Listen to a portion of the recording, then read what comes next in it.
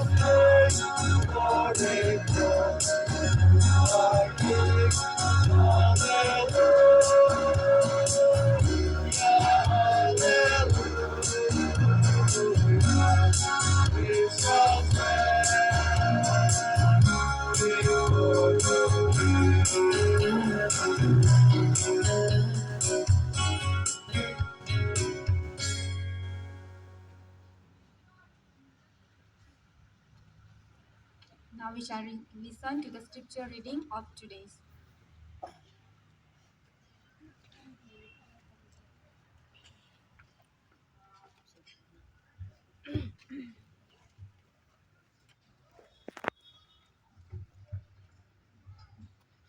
A reading from the Gospel, Luke chapter 19, verses 11 to 28. At that time, Jesus proceeded to tell a parable because he was near to Jerusalem, and because they supposed that the kingdom of God was to appear immediately. He said, therefore, a noble man went into a far country to receive for himself a kingdom of then returned. Calling 10 of his servants, he gave them 10 minas and said to them, engage in business until I came. But his citizens hated him and sent a delegation after him, saying, we do not want this man to reign over us. When he returned, having received the kingdom, he ordered his servants to whom he had given the money to be called to him, that he might know what they had gained by doing business. The first came before him, saying, Lord, your mina has made 10 minas more. And he said to him, well done, good servant. because you have been faithful in a very little, you shall have authority over 10 cities. And the second came, saying, Lord, your mina has made 5 minas. And he said to him, and you are to be over 5 cities. Then another came, saying, Lord, here is your mina, which I kept laid away in a handkerchief, for I was afraid of you, because you are a severe man. You take what you did not deposit, and reap what you did not sow. He said to him, I will condemn you with your own words, you wicked servant.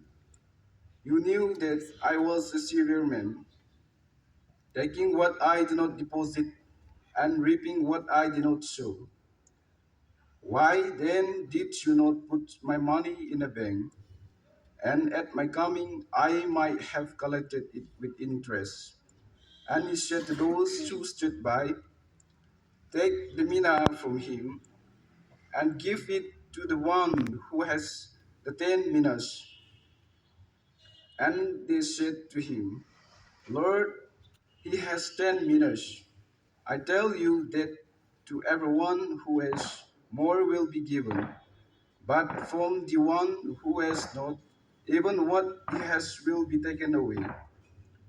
But as for these enemies of mine, who do not want me to reign over them, bring them here and slaughter them before me.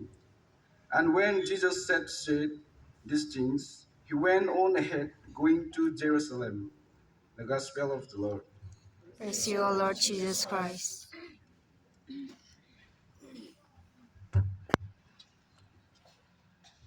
Well done, good servant. Because you have been faithful in a very little, you shall have authority over 10 cities. Luke 19, verse 17. Today, as we assemble, we remember a great warrior of Christ, Father Envy Jos, who shed his blood for a reason. A dedicated priest of God who loved Christ so much as to give up his life in a horrible fashion. God gives life and adorns it with varieties of talents and gifts given to us freely to be used for his greater glory. And we are called to make the most use of our talents. Here was a man, Father, who lived and gave his life for the mission of the Lord. He is a champion of faith who teaches us to have the incredible capacity to love our God and our neighbor in a heroic way. He truly lived the Holy Eucharist as a priest by pouring forth of his blood.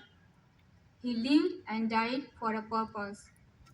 To die for the truth and justice is to carry the cross of Jesus, to suffer with him and for him, in the firm hope of sharing in his resurrection. This is what Father Envy Jos had done 26 years ago. He was a man of vision and of mission, of golden heart and hard-working hands. His death proves that the Lord has taken the best. We never truly get over a loss of the one who has walked the path before us. He remained faithful to God and trusted in his promises.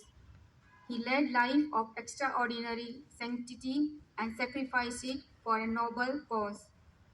Therefore, as Gospel says, he is the faithful and good servant. We have got among us Father Joseph Pampekal, our rector, who has witnessed this tragic death of Father Envy Jos, as he was in the same community when Father Envy Jos was shot dead. So now I invite Father Rector to speak to us. Right, all classes, stand at this.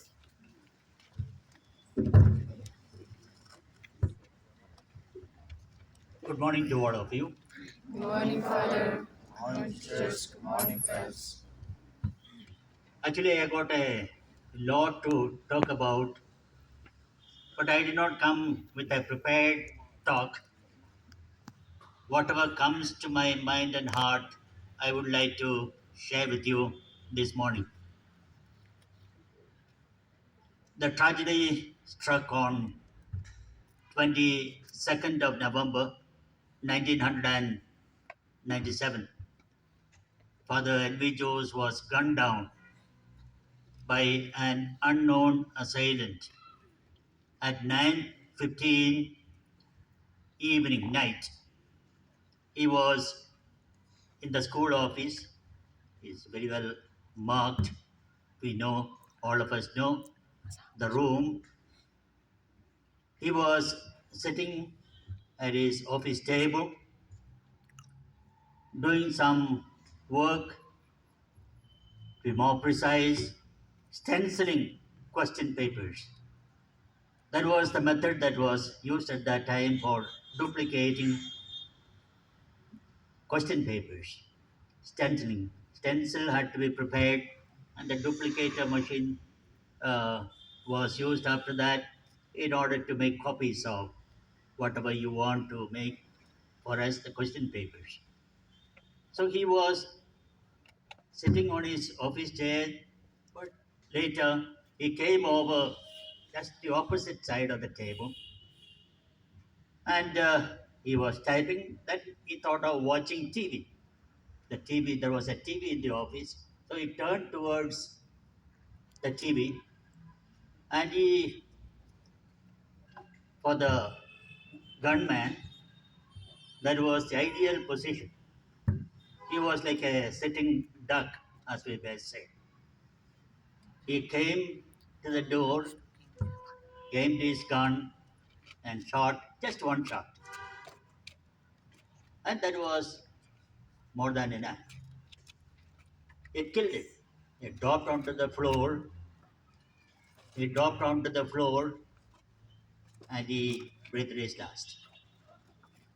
There was a teacher in the office. He was resting. There was a picnic day for the staff. They all had gone.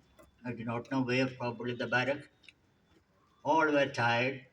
Father himself was tired, but he was at his duty. The teacher was dozing on the sofa. He was one of the first to alert everyone. There was also Sir Karaiba. He had gone to fetch some water, some warm water for father. So he heard the shot when he was moving towards the school. And he was the one who went and informed the rector of that time, Father Eddie Joes, and Brother Benadius. Unfortunately, on that particular day, I had gone to Guwahati for on some official work. And when I came back, I got the news over there, rushed back. When I reached, I went into the church, and I found his body lying in the coffin. You can very well understand and respect what that moment, that was too much of a situation I could accept. Deeply emotional moment. A person with whom I worked for 2 years, a colleague with whom I did so much of work here in the school. He was a principal, I was the vice principal. We were already asked to move to the college, and both of us were supposed to pioneer the college over there. And looking at the life of this man, Father Enrichos, what I admired most in him was his commitment, dedication to task, hard work, very efficient, very intelligent, qualified in history. Hard work, because I could see that uh, he was involved in his work. He had 22 periods of class, 22 periods of class, while I was taking 19 classes, 19 periods of classes. So 22 periods for a principal. So that alone shows the commitment and the spirit of hard work, dedication, that he had. And he brought up the school very, very well, I should say. Results were excellent. All the students used to pass in the examinations, both metric students and the higher secondary.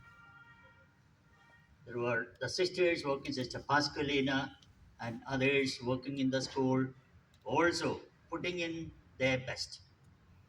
Because this was a man who was working so hard, so others also naturally uh, were inspired to fall in line. Things were organized very well, but this unfortunate incident brought to an end life of a person, life of a person, an excellent person, and also it certainly disturbed the work. The school was closed for quite some time. The college project was given up for a time. Later on, of course, restarted. And what you see over there is for all of you to see. But I believe that college has come up on the blood of this martyr in the cause of education. He was indeed a martyr in the cause of education. That is the right way that we should look at him and at his life. So we pray for him. We pray for the repose of his soul, his valiant, wonderful soul. Unfortunately, I don't need to limit myself to the school here where blood was shed. All in Manipur, blood is being shed. And I must say, Manipur is marked in blood. And it is we don't like to say it, but we have to say it. We have to realize it because otherwise it will continue. One group against the other, one ethnic community against another ethnic community. This cannot go on forever. We have to put a stop to it. Peace has to come. But remember, peace can be built up only in the heart of man. We have to build it brick by brick, and it has to take place within the heart of each one of us. Then only there will be peace. And the message that I would like to pass on to you is make your life something worthwhile. By the end of your life, God should be able to say, well done, good and faithful servant. There is a very famous book written by an author by the name Todd Hendry.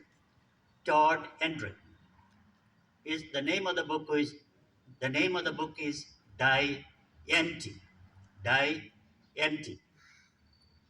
The inspiration for writing this book came from a business meeting that was held. The, the CEO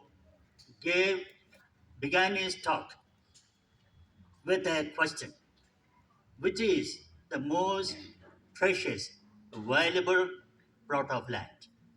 Where do you find the most precious and valuable plot of land? Some said South Africa, because the diamond mines are there. Others said, no, it is in the Middle East countries. There's a lot of oil over there. And the animator of one who was giving that talk said, none of that. The most precious piece of land is to be found in the cemetery. In the cemetery. And all asked him, how can you say the cemetery as the most precious land? And he explained himself. He said, you see, if you look at all those who are buried here, they have been buried with a lot of talents, with the great dreams that they had, unrealized dreams. They had big dreams, and they were not able to uh, bring to realization those dreams. And they they could have done very much more than they actually did. Die empty. by the time we die, all that is possible to come out of us should really go out. To go out into this world, go out into people, making this world a better place. If we have given ourselves out completely, then we are dying empty. If we do not do that, we will not be remembered by, by this world ever. We will be buried and forgotten. We all want to be remembered for the good that we have done. So, my dear friends, my dear boys and girls, the teachers, sister here, all of us need to realize we need to give off ourselves and to give it out completely. We need to empty ourselves in the service of people and making the life of others better, a lot more better. God bless you.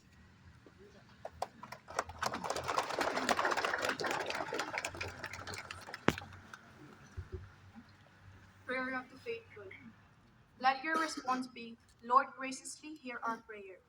Lord, graciously hear our prayer. We pray for our Holy Father, Pope Francis, our Bishop Dominic Lumen, and Bishop-elect Linus, and all the religious, that they may provide courageous voice for truth, justice, and peace in the world. Let us pray to the Lord. Lord, graciously hear our prayer. We pray for the family members of Father Enriquez who mourn his death. Comfort them in their sorrow. Fill the emptiness in their hearts with the presence of your love. Let us pray to the Lord. Lord, graciously hear our prayer. Lord, graciously hear our prayer. We pray for the soul of Father Enriquez who gave his life for a cause and a purpose. Grant eternal peace to live happily in your divine paradise. Let us pray to the Lord. Lord, graciously hear our prayer. Lord, graciously hear our prayer. We pray for the Celsin family, especially community of Don Bosco Higher Secondary School, Maram, and Don Bosco College, Maram, who had lost their companion, that they may live the gospel jealously and serve you faithfully in the mission entrusted to them. Let us pray to the Lord. Lord, graciously hear our prayer. Lord, graciously hear our prayer. We pray for ourselves in our pilgrimage through life. Strengthen us and keep us faithful in your service. Fill our hearts with the hope for heaven. Let us pray to the Lord. Lord, graciously hear our prayer. Lord, graciously hear our prayer.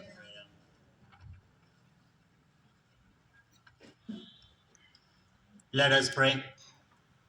Gracious God, as we are all pilgrims traveling towards the heavenly land, where you wait for us with a priceless reward, help us to live our lives faithfully and follow the path taught by Jesus. And let us be blessed to hear the words, Well done, good servant. We make this prayer through Christ our Lord.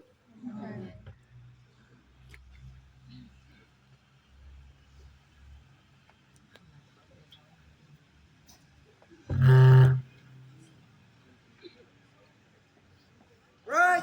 Order classes. Attention. Please take hymn number 7 on page 35. 7 on page 35.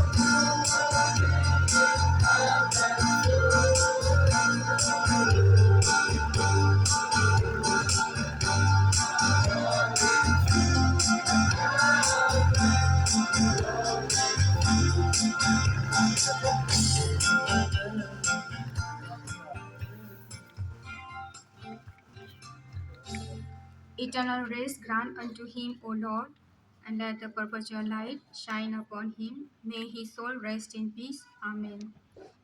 In the name of the Father, and of the Son, and of the Holy Spirit. Amen.